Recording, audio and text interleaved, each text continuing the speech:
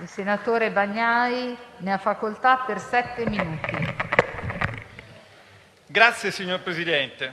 Breve riassunto delle puntate precedenti. 19 luglio 2012, seduta 669 della Camera, ratifica ed esecuzione del Fiscal Compact. Onorevole Giorgetti in dichiarazione di voto finale. La parte politica che le parla in questo momento è a favore dell'Europa, ma voterà contro il Fiscal Compact. Senza crescita economica, un debito pubblico come quello italiano non è sostenibile. Non si tratta soltanto della speculazione internazionale, ma semplicemente della naturale osservazione che, non crescendo e non producendo ricchezza, nessun debito può essere rimborsato.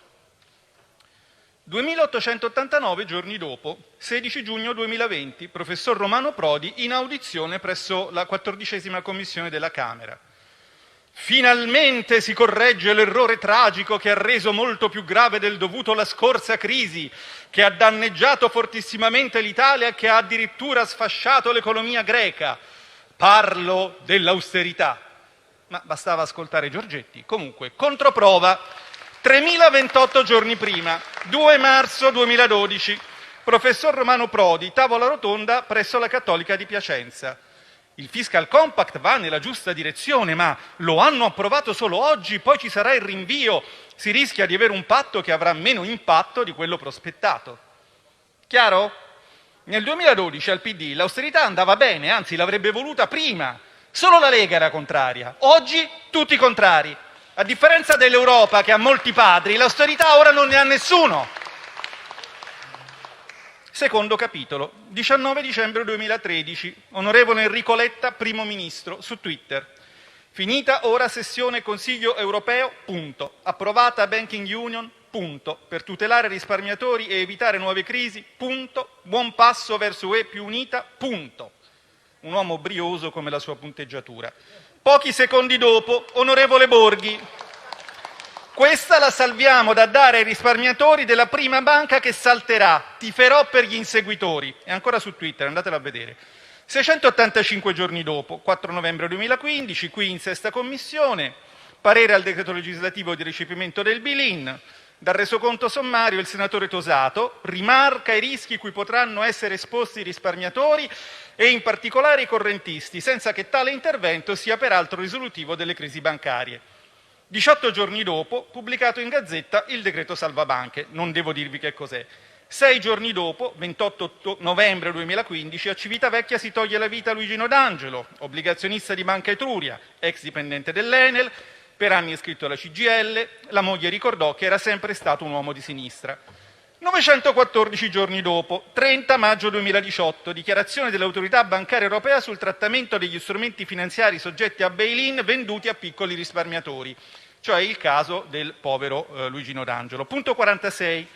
Anche in assenza di mis-selling, le conseguenze dell'applicazione del bail-in a obbligazioni subordinate in caso di esposizioni significative potrebbero presentare delle sfide specifiche dal punto di vista degli effetti di contagio e della stabilità finanziaria. In altre parole, l'EBA a maggio 2018 dice il bail-in è destabilizzante, è stato un errore.